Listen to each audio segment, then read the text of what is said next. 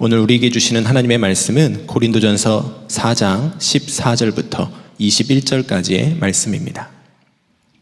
내가 이런 말을 쓰는 것은 여러분을 부끄럽게 하려는 것이 아니라 나의 사랑하는 자녀들같이 훈계하려는 것입니다. 그리스도 안에서 여러분에게는 1만 명의 스승이 있을지 몰라도 아버지는 여럿이 있을 수 없습니다. 그리스도 예수 안에서 복음으로 내가 여러분을 낳았습니다. 그러므로 나는 여러분에게 권합니다. 여러분은 나를 본받는 사람이 되십시오. 이 일 때문에 나는 디모데를 여러분에게 보냈습니다. 그는 주님 안에서 얻은 나의 사랑하는 신실한 아들입니다. 그는 그리스도 예수 안에서 행하는 나의 생활 방식을 여러분에게 되새겨 줄 것입니다. 어디에서나 모든 교회에서 내가 가르치는 그대로 말입니다. 그런데 여러분 가운데는 내가 여러분에게로 가지 못하리라고 생각하여 교만해진 사람이 덜어 있습니다. 주님께서 허락하시면 내가 속히 여러분에게로 가서 그 교만해진 사람들의 말이 아니라 능력을 알아보겠습니다. 하나님 나라는 말에 있지 아니하고 능력에 있습니다. 여러분은 무엇을 원합니까? 내가 채찍을 들고 여러분에게로 가는 것이 좋겠습니까?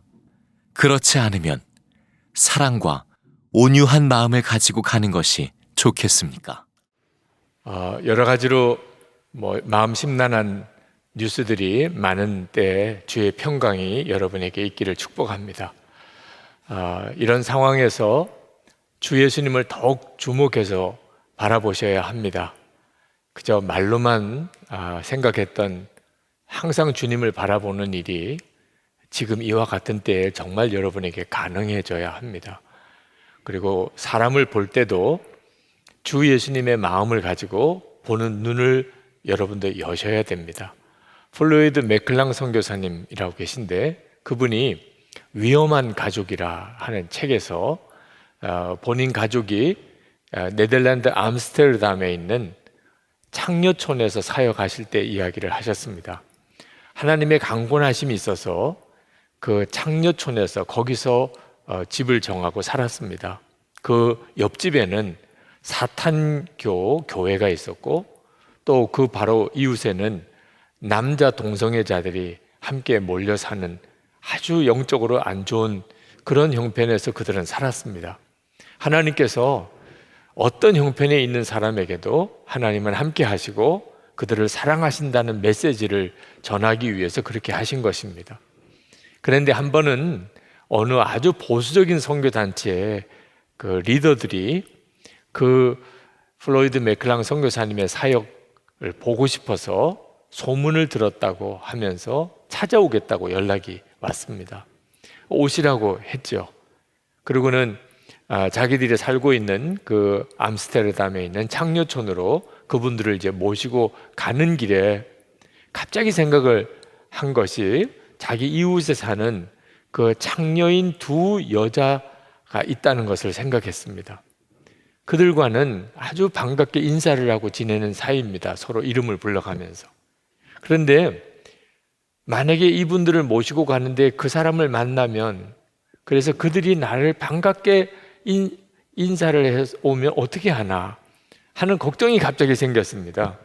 그때 상황을 그분이 이렇게 쓰고 있습니다. 오늘같이 화창한 날이면 그녀들은 의례 바깥에 나와 있을 것이고 언제나 그랬던 것처럼 내 이름을 친근하게 부르면서 인사를 건넬 것이다.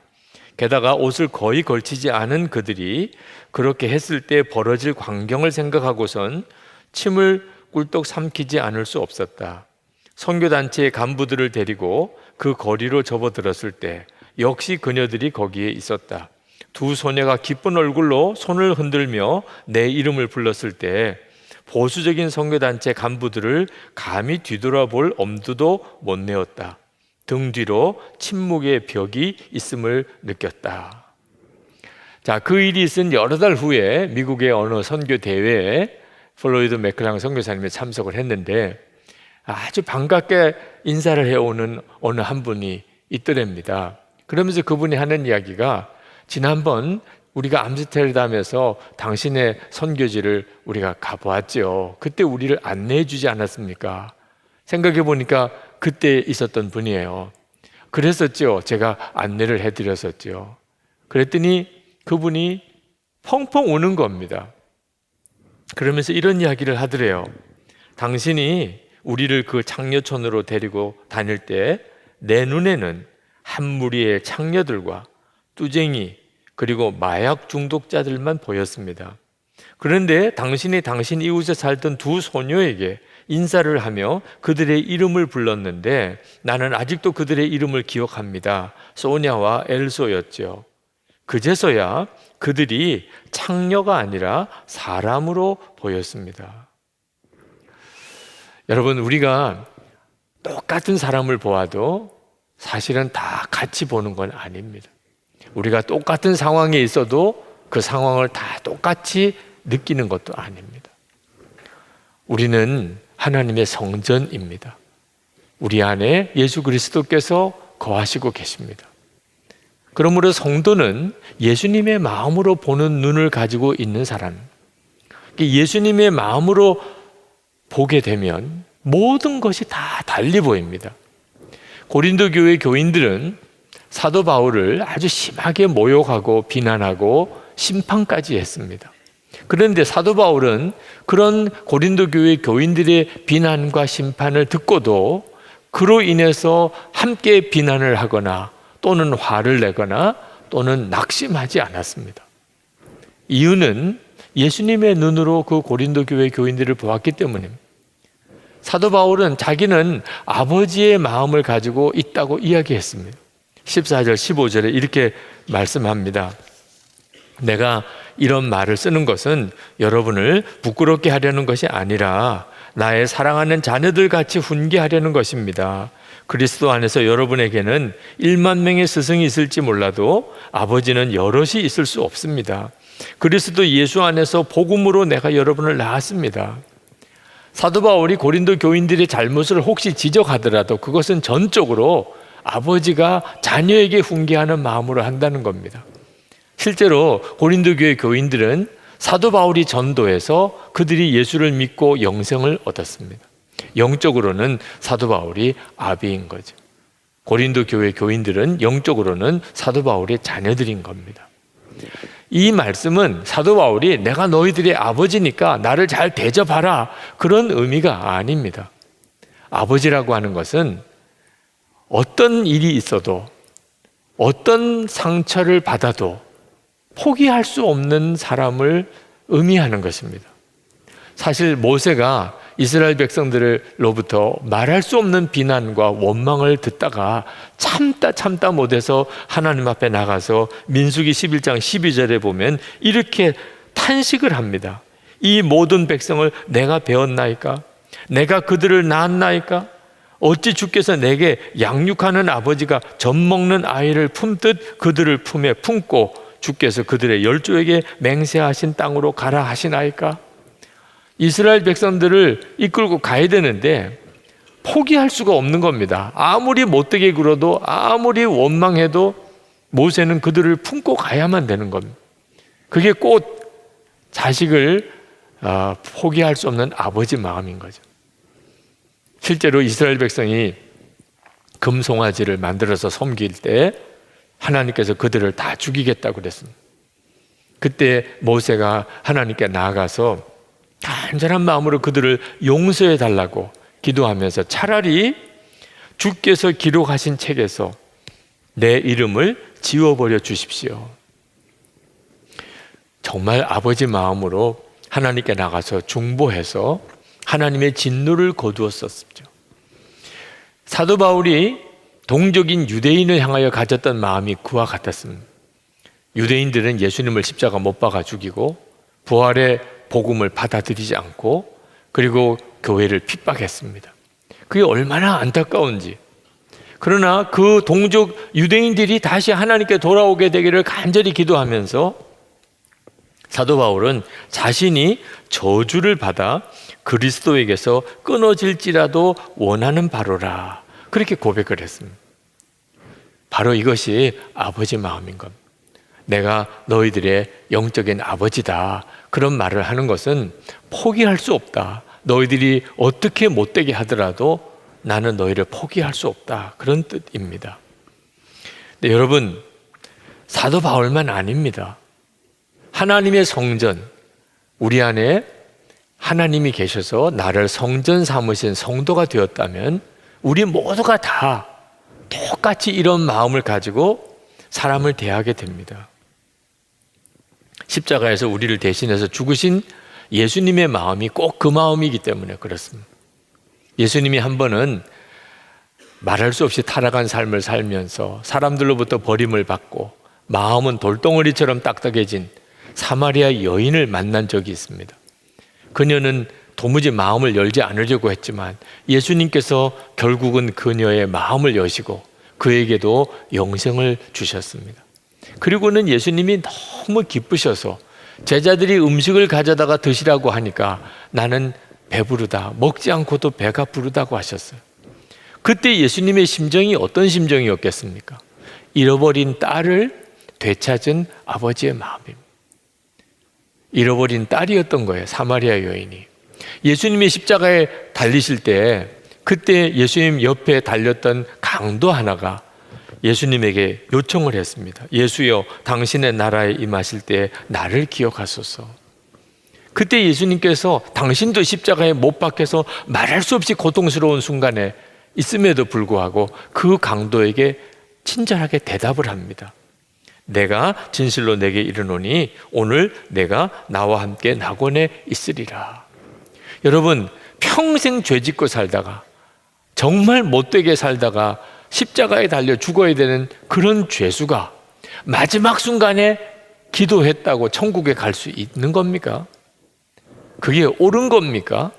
그래도 되는 겁니까? 논쟁할 수 있지요. 그런데 예수님께서 당신이 십자가에 달려있는 그 기가 막힌 상황에서도 그 죄수에게 내가 오늘 나와 천국에 있을 거라고 말씀하신 이유는 하나입니다. 잃어버린 아들을 되찾은 아버지의 마음입니다.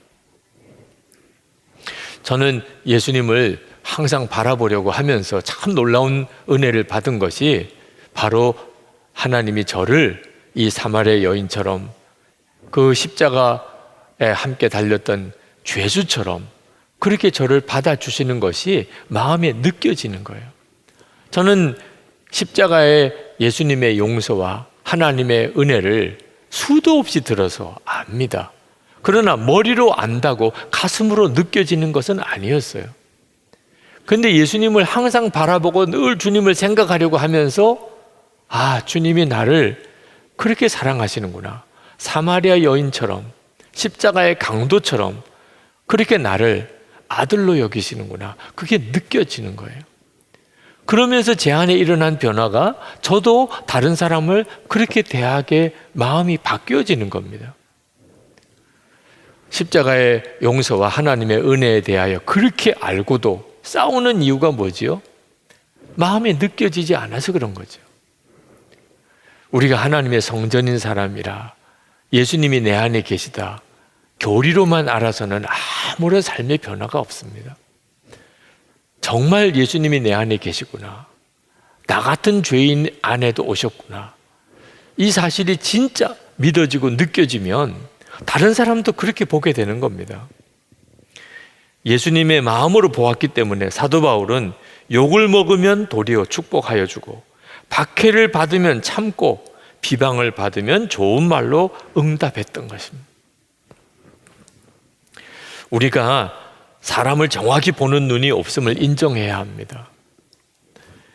미국 내슈빌에 가면 그리스도 장로교회라는 아주 부흥되는 교회가 있는데 스캇 소울즈라고 하는 담임 목사님이 최근에 책을 쓰셨습니다. 선 밖의 예수라는 책을 쓰셨는데 그 책 속에 어느 날 이 노숙인 여자 노숙인 한 노숙인에게 아침 밥을 사준 이야기를 하셨습니다. 그분이 뉴욕에서 목회하실 때 늘 지나가던 베이글 빵집이 있었는데 그 앞에 어느 여자 노숙인이 자기를 붙잡고 아침 밥을 좀 사달라고 부탁을 하더래요. 그래서 그렇게 하시자고 제가 사드리겠다고 그랬는데 그분이 하는 이야기가 베이글은 말고 계란 샐러드를 좀 사주십시오. 그렇게 부탁을 하더래요. 그래서 그분을 보면서 웃으면서 아 그러세요 이렇게 대답은 했지만 마음은 아주 불쾌하더라고요. 아니 지금 구걸해서 먹는 사람 입장에서 무슨 메뉴를 택할 그런 처지냐. 아니 베이글 사주면 베이글 먹는 거고 계란 샐러드 사주면 계란 샐러드 먹는 거지 뭘 이거 사달라고 말을 하느냐. 그런 느낌이 들더라는 거죠. 베이글은 하나가 57센트고 계란 샐러드는 6달러입니다. 돈이 없어서 그런 게 아니고 그 자세가 너무 틀렸다 이런 생각이 들더라는 거죠. 그러나 그냥 요구하는 대로 계란 샐러드를 사다가 주었대요. 그랬더니 그가 그 샐러드를 받아들고는 너무 미안해 하면서 이런 이야기를 하더랍니다. 너무 미안합니다. 제가 주제넘게 이런 계란 샐러드를 사달라고 요청한 것은 제가 이에 염증이 심해서 그 베이글을 도무지 씹어 먹을 수가 없는 형편입니다. 하도 배가 고픈데 좀 부드러운 음식을 먹고 싶어서 부탁을 드렸습니다. 그 말을 듣고 너무 놀랐다는 거예요. 만약에 내가 그 이야기를 듣고 얼굴에 아주 불쾌한 안색을 내비쳤다면 그에게 얼마나 내가 마음 아프게 했을까. 겉으로는 웃었지만 속으로는 그 여자를 아주 빈정거리고 아주 불쾌하게 대했던 것이 너무 마음이 괴롭더라고 하는 그런 내용을 쓰셨어요. 우리가 어떻게 사람의 형편을 다 알겠어요? 우리가 어떤 환경에 무슨 일이 있는지를 어떻게 우리가 다 정확하게 알 수 있어요? 그래서 우리는 항상 모든 상황에서 주님을 바라보고 주님의 마음을 구해야 합니다. 주님의 마음으로 보게 해주십시오. 사도 바울은 고린도 교인들에게 자기를 본받으라는 어떻게 생각하면 아주 교만한 말씀을 하셨습니다. 16절에 그러므로 나는 여러분에게 권합니다. 여러분은 나를 본받는 사람이 되십시오. 어떻게 사람이 그렇게까지 교만하게 말할 수 있을까요? 근데 이 말은 사도 바울이 내가 항상 주님의 마음을 품고 모든 것을 보고 판단하려고 하는 것처럼 여러분들도 항상 주님을 바라보고 주님의 마음을 품고 모든 것을 보십시오. 그런 의미인 거예요. 사도 바울이 그 일에 대한 예를 들기를 디모데를 예를 듭니다.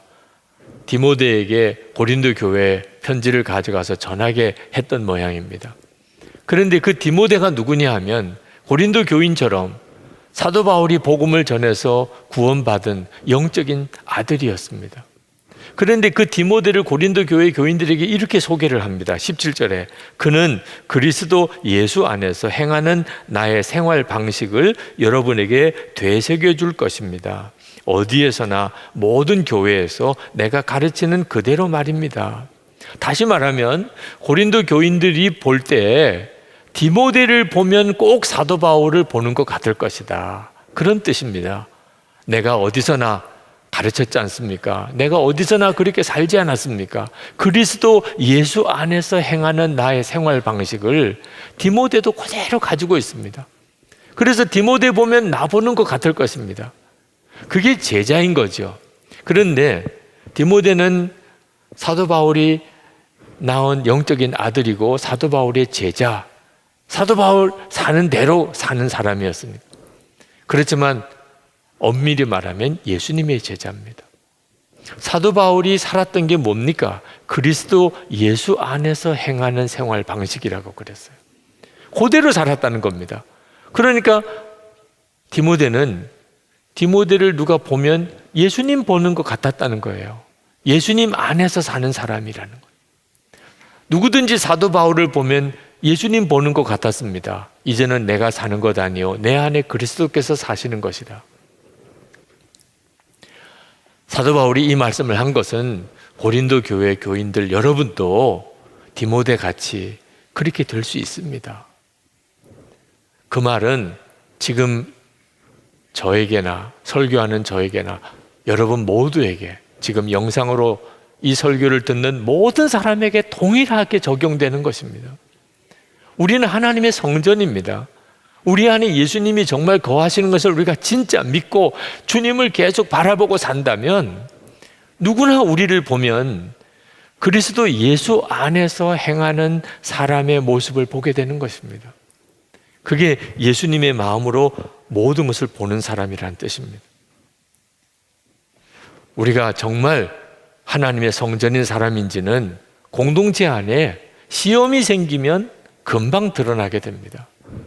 19절 20절에 주님께서 허락하시면 내가 속히 여러분에게로 가서 그 교만해진 사람들의 말이 아니라 능력을 알아보겠습니다. 하나님의 나라는 말에 있지 아니하고 능력에 있습니다. 사도 바울이 고린도 교회를 이제 다시 방문하면 그 고린도 교회 지도자들의 말을 들을 게 아니고 능력을 보겠다는 거예요. 그때 그 능력이 뭡니까?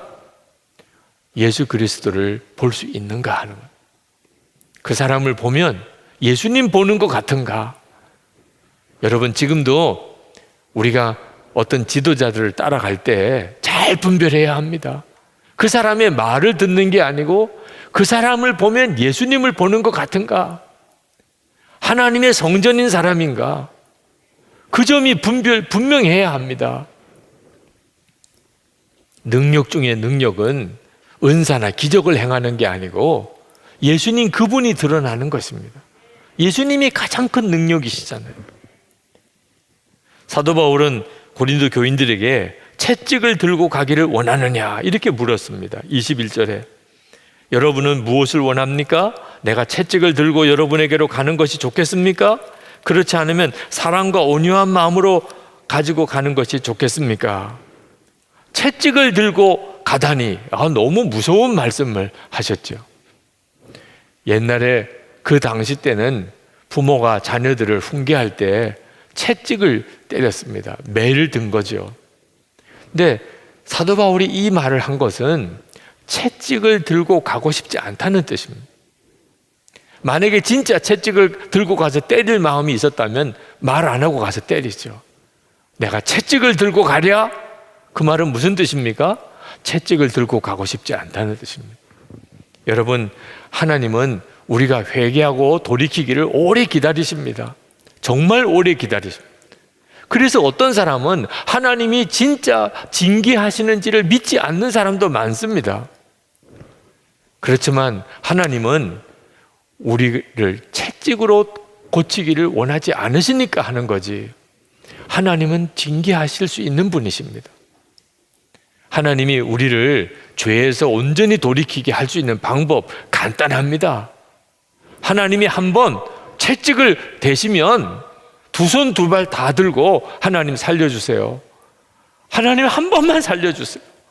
이번만 살려주시면 하나님 제가 다시는 죄 짓지 않고 하나님 말씀대로만 살겠습니다. 못하실 것 같아요. 이번 코로나19 사태를 한번 보십시오. 우리가 오늘처럼 이렇게 예배 드릴 거라고는 상상을 했습니까? 하나님이 한 번만 손을 대시면 지금 이 상황은 유도 아닙니다. 근데 하나님은 그렇게 하고 싶지 않으신 거예요. 그래서 우리에게 채찍을 들고 갈까? 그렇게 말씀하시는 거예요. 부모가 자녀들에게 너 또 그렇게 하면 진짜 매 맞아? 이렇게 말하는 것과 똑같은 거죠. 한 번은 저희 친구 목사님이 고등학교 때 수학 선생님 이야기를 하더라고요. 그 선생님은 한 번도 떠들지 말라는 말을 안 하는데도 그 반은 항상 조용하다는 거예요. 다른 반은 선생님이 그렇게 떠들지 마 그러는데도 시끄러운데 그 수학 선생님 반만큼은 다 조용하다. 왜? 옆 사람하고 이야기만 하면 선생님이 분필을 던지는 거예요. 경고가 없어요. 떠들지 마라. 너 떠들면 이런 일을 당한다. 이런 경고 없어요. 그냥 조금만 고개 돌리면 분필이 날라오는 거예요. 그러니까 다들 꼼짝없이 아무 말을 하지 않고 조용히 수업을 한다는 거예요. 하나님도 그렇게 하실 수 있지요. 우리가 잘못하면 바로 벌하실 수 있지요. 성령의 근심이 은혜예요. 이렇게 살면 안 돼. 이렇게 하면 내가 정말 하나님 기뻐하시는 게 아니야. 그럴 때 돌이킬 수 있어야 하는 거예요.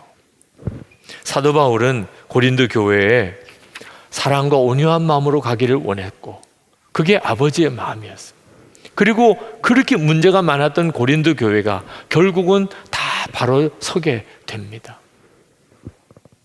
여러분, 우리 주위 상황이 어려워질 때 우리는 더욱 주님을 바라봐야 됩니다. 예수님의 마음으로 보려고 하면 우리 자신이 주님을 바라보는 눈이 뜨여져 있어야 합니다. 주님을 바라보지 못하는 사람은 이런 지금과 같은 상황이 벌어질 때 모이기가 힘들고 예배 드리기도 힘들고 기도 함께 하기도 힘들 때 그때는 영적으로 다 무너집니다. 우리가 예수 동행 일기를 쓰면서 매일 주님을 바라보는 일을 꾸준히 해야 되는 이유, 이런 상황이 올 수 있기 때문입니다. 주님과 나 사이에 진짜 영적인 관계가 친밀하지 않은 사람은 목사님이 있어야 되고 옆에 교인이 있어야 되고 예배 드리는 예배당이 있어야 되고, 이런 사람들은 함께 모일 수 없는 상황이 오면 어떻게 믿음을 지킵니까? 여러분, 지금과 같은 상황에 주님과 동행하는 생활, 그 훈련 진짜 철저히 해야 합니다. 그리고 나눈 방에서 교제해야 합니다. 모여서 교제할 수는 없지만 나눈 방에서 서로 교제하고 믿음을 서로 붙들어 줄 수 있습니다. 이 일은 무슨 일이 있어도 지켜야 합니다. 우리가 모여서 함께 기도할 수 있는 상황이 아니지만 혼자서라도 1시간 기도 매일 해야 합니다. 시험에 들지 않게 깨어있어 기도하라. 1시 동안도 기도할 수 없더냐? 핑계하지 말고 1시간 기도해야 합니다. 그런데 1시간 기도를 도무지 못하는 분들이 계시더라고요. 여러분들 중에도 아마 상당한 분들은 1시간을 기도를 못하는 분들이 있으실 겁니다. 그래서 어떻게 하면 교인들에게 1시간을 기도하게 해드릴 수 있을까? 작년 하반기부터 우리 교회 기도 사이트를 만들기 시작했습니다. 예수 동행 기도 사이트를 그 사이트에 들어오면 1시간 기도할 수 있어요. 처음 찬양부터 시작해서 성경 말씀과 매 합심 기도 제목과 그리고 개인 기도를 할 수 있도록 1시간 동안 기도할 수 있게끔 어디서든지 휴대폰만 있으면 그 사이트를 열고 1시간 기도를 접속에 들어오면 기도할 수 있게 됐어요. 이번 수요일에 이제 오픈하게 됩니다. 하나님의 역사하심이 너무나 섬세하게 우리를 이끌어 가신다는 것을 느끼게 돼요. 여러분 자신도 영적으로 깨어있기 위하여 1시간 기도해야 하지만 이번에 진짜 나라를 위한 기도에 꼭 그 기간입니다. 40일 동안 나라를 위해서 릴레이 금식 기도를, 한 끼 금식을 하든 하루를 금식을 하든 릴레이 금식하면서 그냥 밥만 굶는 것이 아니고 1시간 기도를 하자는 것입니다. 지금 이처럼 어려운 때에 성도가 해야 될 일이 나라를 위해서 거룩한 손을 들고 기도하는 것입니다. 그냥 두려워만 할 일이 아닙니다. 주님을 바라보는 눈이 이와 같은 때에 더 분명하게 열릴 수 있음을 믿으셔야 됩니다. 어느 선교사님이 청년 대학부 시절에 중국 청해성에 단기 선교를 갔던 적이 있었습니다. 그때 당시에 중국 상황은 지금보다도 더 어려워서 도무지 예수 믿는 사람이라고는 절대로 드러내면 안 되는 상황이었습니다. 그들은 그저 봉사단체처럼 가서 중국 청해성에서 거기서 그 땅을 위해서 기도하는데 주일이 되었습니다. 자, 드러내고 예배 드릴 수는 없는 상황이고, 그렇다고 주일에 예배를 안 드릴 수도 없고, 그 리더들이 결정하기를 우리 주일 새벽에 해가 뜨기 전에 은밀하게 조용히 일어나서 한 방에 모이기로 했습니다. 거기서 예배를 드리기로. 예배를 인도하는데 찬송 시간에 찬송을 부를 수가 없는 겁니다. 그래서 찬송 인도자가 우리 이 시간에 침묵으로 소리, 입 모양만으로 찬송을 부릅시다. 그때 부른 찬송이 만입이 내게 있으면 그 입 다 가지고 내 구주 대신 은총을 늘 찬송하겠네. 그 찬송을 소리내지 못하고 입으로만 그 찬송을 부르는데 속에서 너무나 뜨거운 것이 밀려오면서 흐느끼기 시작을 했습니다. 다 울었습니다. 참 기가 막히죠. 소리 내어서 찬송 못 부르는 그 상황 속에서 예배의 기름 부음이 임한 겁니다. 성령의 역사하심을 체험한 거예요. 모두가 다, 그 단기 선교 갔던 모든 사람이 다 이렇게 많은 사람들이 모여서 마음껏 소리 불러 찬송할 때 경험해 보지 못했던 주님의 강력한 임재를 거기서 경험을 했다는 거예요. 그리고 이분이 선교사로 헌신하게 됩니다. 주님은 진짜 살아계시구나. 정말 우리의 예배를 받으시는구나. 여러분, 그 소리 내어서 찬송하지 못하던 그날 주님이 그 순간에 임하셨겠습니까? 늘 같이 계셨죠. 그런데 그 순간에 눈이 뜨인 것뿐이죠. 지금도 마찬가지입니다. 오늘도 이렇게 다 모여서 예배할 수 없는 그런 상황 속에 있는 지금 이때 영상으로 지금 이 예배를 드려서 혼자 지금 집에서 사무실에서 예배 드리시는 분들, 여러분 눈이 열리셔야 합니다. 주님은 지금도 우리와 함께 계십니다. 지금 이 어려운 때에 더 주님을 바라보는 눈이 뜨일 수 있습니다. 우리가 진짜 주님을 바라보고 예수님의 마음으로 볼 수 있는 사람이 된다면 가정이든 교회든 일터든 어떤 공동체든지 우리는 살려낼 수 있습니다. 어떤 어려움보다도 우리 주님은 더 크신 분이십니다. 여러분 안에 함께 계시는 주님을 주목하시고 주님의 마음으로 이 어려운 때를 여러분이 능력 있게 살아가시고 다른 사람들을 주님의 눈으로 보실 수 있게 되기를 바랍니다. 나라 위에서 거룩한 손을 들고 기도하는 기도의 사명자들이 다 되시기를 축원합니다. 기도합시다.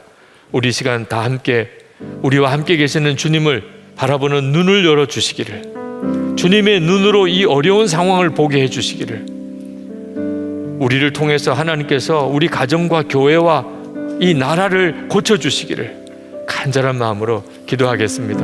은혜와 사랑이 충만하신 아버지 하나님, 놀라우신 하나님의 은혜와 하나님의 역사하심을 인하여 주님 앞에 간구합니다. 아버지 하나님, 놀라우신 주님의 은혜를 갈망합니다. 주님의 역사하심을 갈망합니다.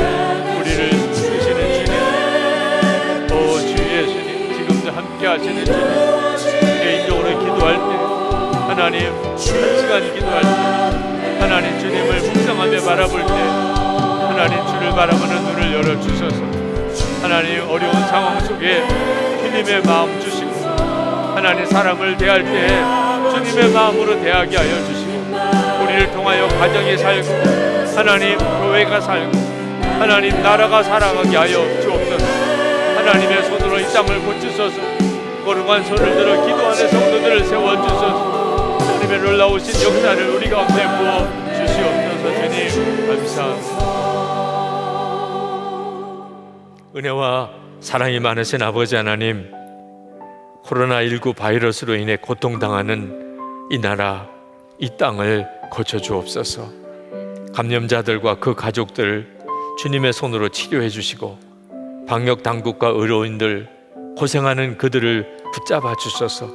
특히 코로나19 확산으로 심각한 대구 경북 지역 상황이 속히 호전되게 해 주옵소서. 마귀가 우는 사자같이 삼킬자를 찾아 두루 돌아다니는 형편입니다. 코로나19 바이러스도 문제지만 은밀히 짓는 죄, 분노의 영, 저주의 말도 횡행하고 있습니다. 하나님의 뜻대로 살지 못한 우리의 죄악을 용서해 주시기 원합니다. 진노 중에라도 긍휼을 베풀어 주시기를 원합니다.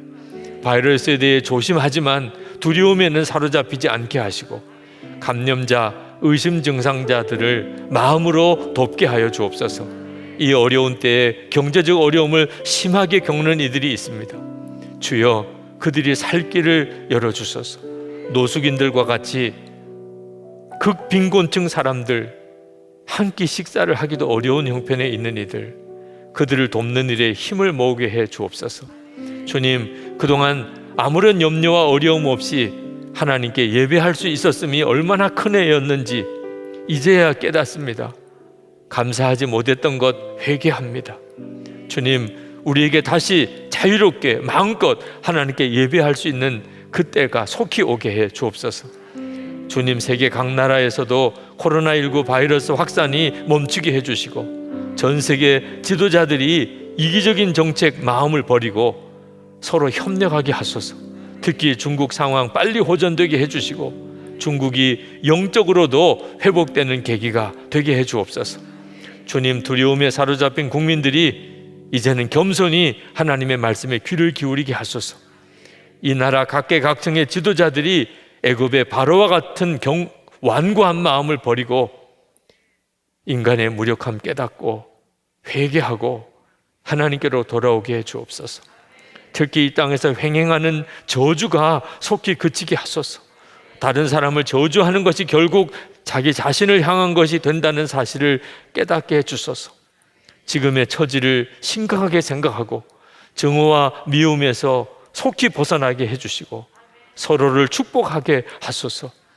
나라가 말할 수 없이 어려운 이때에 탄식하는 성령에 의지하여 이 땅에 갈라진 틈을 막고 서서 기도하는 중보기도의 용사들을 주님 힘있게 일으켜 주시옵소서. 이 시간에도 하나님께 나와 예배하며 감사의 예물을 주님께 올려드립니다.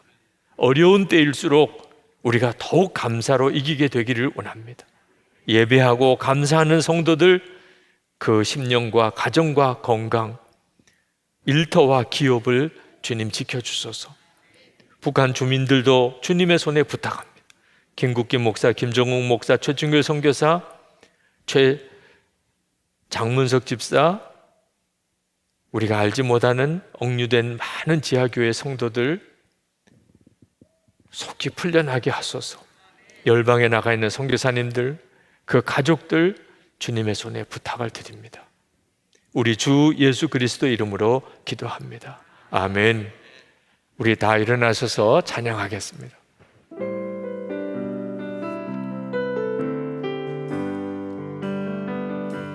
오소서 주님, 나의 마음을 선한 것 하나 없습니다.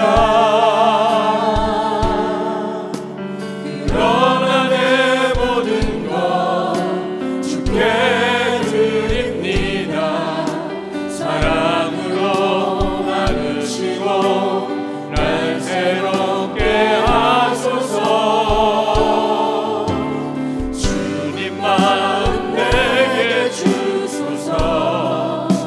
내 아버지 주님만 내게 주소서. 나를 향하신 주님의 뜻이 이루어지도록 주님만 내게 주소서. 주님만 내게 주소서. 주님만 내게 주소서. 내 아버지 주님만 내게 주소서.